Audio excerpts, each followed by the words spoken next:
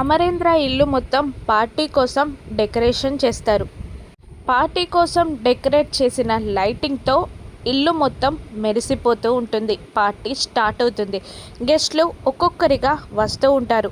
Red సూట్లో చక్కగా హుందాగా ready అయిన అమర్ వచ్చిన గెస్ట్లని పలకరిస్తూ ఉంటాడు. అప్పుడే రణ్వీర్ కూడా పార్టీ సూట్లో పార్టీలోకి ఎంటర్ అవుతాడు. రణ్వీర్ రావడంతో రాథోడ్ అమర్ దగ్గరికి వెళ్ళి, సార్, రణ్వీర్ వచ్చారు అని చెప్పడంతో రాథోడ్ అమర్ రణ్వీర్కి ఎదురుగా వెళ్ళి వెల్కమ్ చేస్తారు.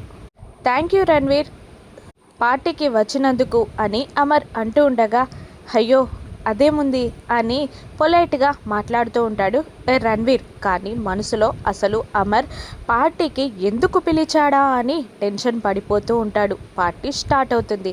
ఇక లాల్ సింగ్ ఇలా అనౌన్స్ చేస్తూ ఉంటాడు, మా ఆహ్వానం మేరకు పార్టీకి వచ్చిన మీ అందరికీ ధన్యవాదాలు, పార్టీ ఎంజాయ్ చేయండి అని అనౌన్స్ చేసి పార్టీ స్టార్ట్ చేస్తాడు లాల్ సింగ్ దంపతులు.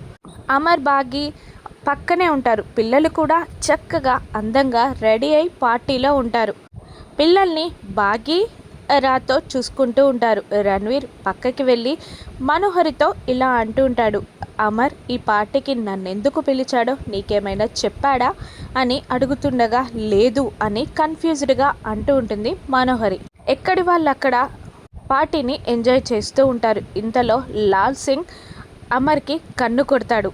ప్లాన్ వర్కౌట్ చేద్దాము అన్నట్టు. అమర్ కూడా ఓకే అన్నట్టు సిగ్నల్ ఇస్తాడు. బాగి రాథోడ్ వీళ్ళిద్దరూ ఏం చేస్తున్నారా, ఏం ప్లాన్ వేశారా అని చూస్తూ ఉంటారు. రణ్వీర్ మాత్రం టెన్షన్ పడుతూ ఉంటాడు. ఇంతకీ లాల్ సింగ్ రణ్వీర్ పైన వేసిన ప్లాన్ ఏంటి? అమర్ రణ్వీర్ని పార్టీకి ఎందుకు పిలిచినట్టు? ఏం జరగనుంది? మనోహరియే రణ్వీర్ భార్య అని నిజం బయటపడనుందా? లాల్ సింగ్ అమర్ ప్లాన్ అదేనా? రాను ఎపిసోడ్స్లో చూద్దాం. Thank you for watching.